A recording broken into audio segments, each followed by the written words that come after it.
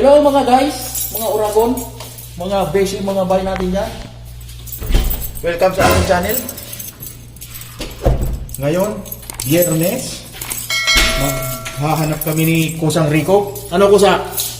Maghahanap kami ng pangulam. Punta kami kahit saan. Kung anong makikita namin, bibili namin. May pangulam kami mamaya, tanghalian. Let's go! Sama kayo! So ayun na nga, mga beshi, mga bay, mga Uragon. Andito na kami sa labas ni Kusang Rico. Kasama ko. Maghahanap kami ng pangulam. Gusto ko na lang, baka makagawa siya. What? Tingnan mo Kusa, baka may mga hablot dito. Makikipaghabulan tayo ha. Oo. Maraming mga nangahablot dito go. Mga loko para din nasa Pinas eh. Babayar nila lang kasi dahil nagbablog ka. Nagbablog, hinablot ang cellphone. Naku po. So, ayan, lakad pa kami. Papunta kami doon sa area ng market ng mga Bangladeshi. Bangalisok kung tawagin. Doon kami pupunta. Tingnan namin doon kung anong aming mabibili. Baka mayroon doon mga pinatuyong camel. What? Ayan, dito na kami sa Bangalisok.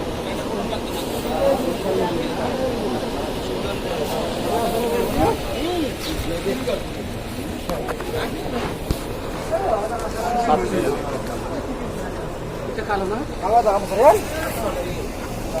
Apa di? Kamsa? Ayo. Ada ke gini? Tayo ng sariwang manok. Sa isdawang isa. Sige, kuha tayong dalawa. Dalawang piraso. Ha? Ito. Diyan mo lang. Si Tahaba Wahid ha? Ayo.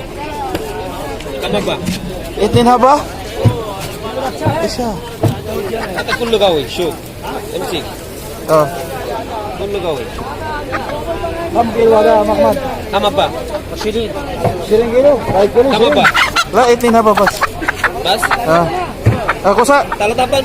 La. Bayar mo muna. Sige. Gusto? La, maafi. Bakar hati Jamal. Ayan, pauwi na kami ni Kusang Rico. Nakabili na kami ng iuulaw namin mamaya. Ayan o. Kusa, ang dami nabili ni Kusa. Gulay. Ayan, may dalawa kami nabiling live chicken. Lulutuin namin, kakatayin namin pagdating. So ayun na nga. Andito na kami sa bahay. Magpapainit lang ako ng tubig. Papakulo at kakatayin namin ng manok. Ito yung manok ko.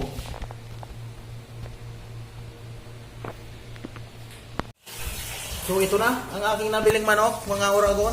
Buhay na buhay. Yung isa, binawian na ng buhay. Uy!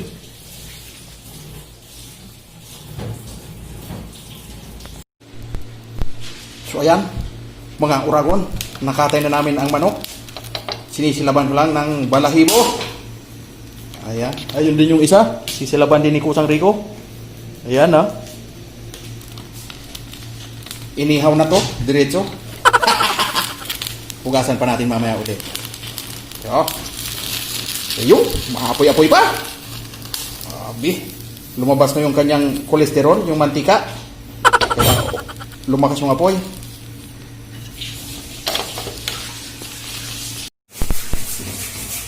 Ayun na nga, ito na ang aming kinatay na manok. Lulutuin na namin para may ulam kami sa tanghalian. Ayun o, may itlog pa. So, sige, kita-kita tayo sa kainan. Ayun na nga, ito.